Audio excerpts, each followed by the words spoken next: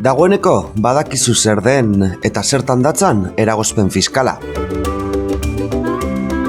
Bideo honetan, Bizkaiko ogasunean errenta aitorpena nola egiten dan ikusiko dugu, eragozpen fiskala aplikatuta. Errenta aitorpenaren aplikazioan sartu baino lehen, gauza batzuk prestatu beharko ditugu. Alde batetik, guk aukeratutako eragile edo proiektuari gure aportazioa egin diogula justifikatzeko dokumentua. Adibidez, transferentziaren ordainagiria.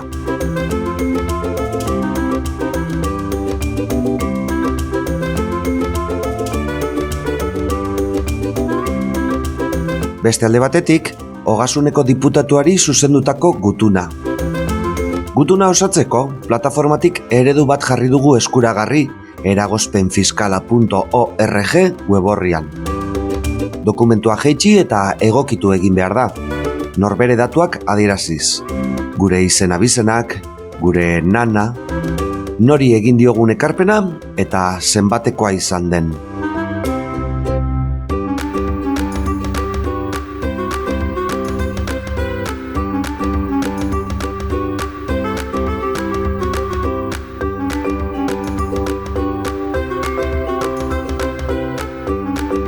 Amaitzeko, ogasuneko aplikazioan sartu eta errenta aitorpena egin ahal izateko eragozpen fiskala aplikatuta, beharrezkoa izango da BAC-Q identifikazio elektronikoa izatea.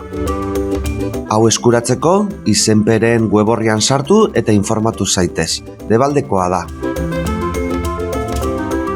Orain bai, Bizkaiko ogasunaren aplikazioan sartu gaitezke.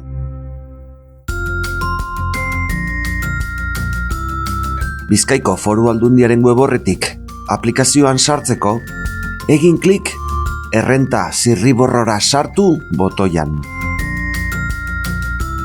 Esan bezala, identifikazio elektronikoa eskatzen digu sartu ahal izateko. BAC-Q aukeratuko dugu, erdiko botoia. Gure nan eta pasahitza jarri beharko ditugu. Gure telefonoan SMS bat jasoko dugu kode batekin. Hemen kopiatu beharko duguna.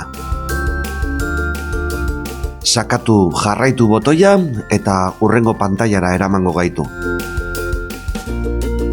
Hemen gure erabiltzailea aukeratuko dugu. Gure kasuan ezkerreko botoia.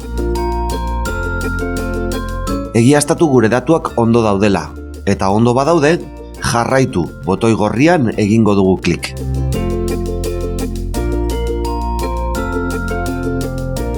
Pantaila honetan, sartu botoi urdinean egingo dugu klik, errenta zirriborrora sartzeko. Pantaila honetan, gure errenta aitorpena ikus dezakegu. Momentuz, ogasunak prestatzen duen zirriborroa dago, haiek proposatutako kontzeptu eta kopuruekin. Eragozpen fiskala egiteko, kontzeptu berria gehitu beharko dugu. Behekaldean dagoen botoi urdinean klik eginez eta sindikatu eta alderdi politikoen kasilleroan sartuko dugu gure eragozpen fiskala. Zehazki, alderdi politikoen kasilleroan. Pantaila honetan, aportazioa erregistratu beharko dugu. Horretarako, erregistroa erantzi botoi urdinaren bitartez egingo dugu.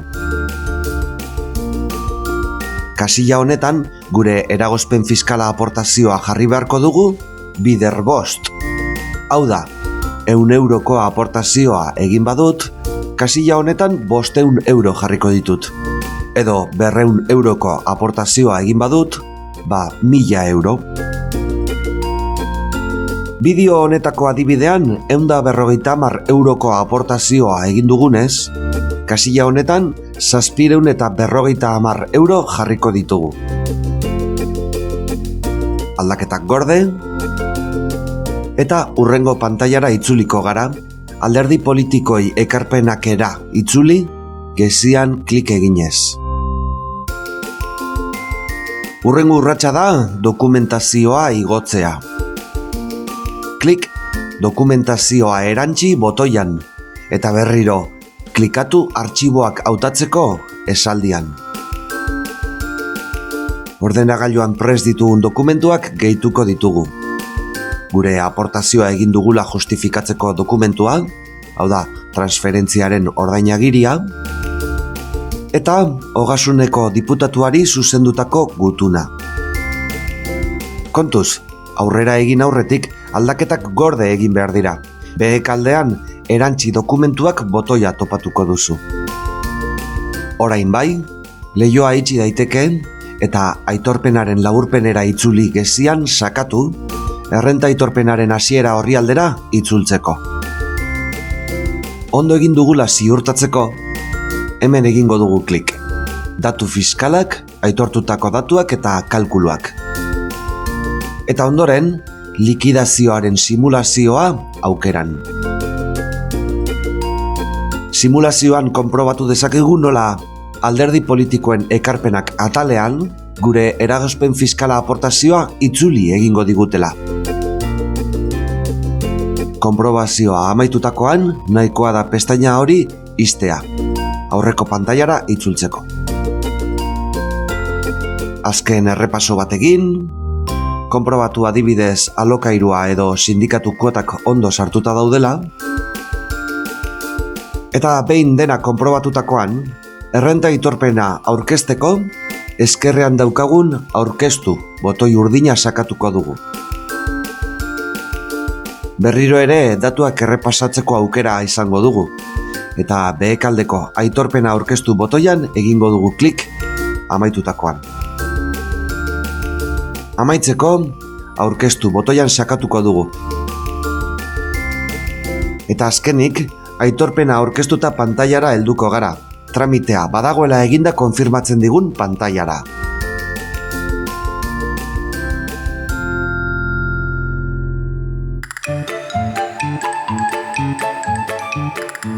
Jadanik egin dugu errenta aitorpena eragozpen fiskala aplikatuta.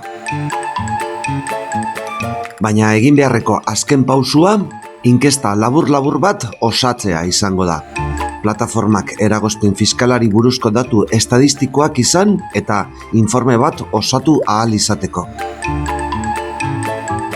Horretarako, eragozpenfiskala.org/inkesta helbidean sartuko gara. Behekaldean, formulariora sartzeko esteka topatuko dugu. Datu gutxi batzuk jarri beharko dira. Alde batetik gure izena edo ezizena eta emaila.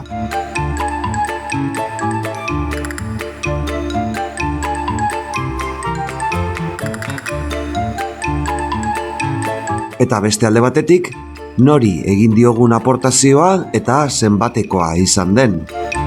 Badago aukera, eragile bat baino gehiago jartzeko gure aportazioa horrelakoa izan bada.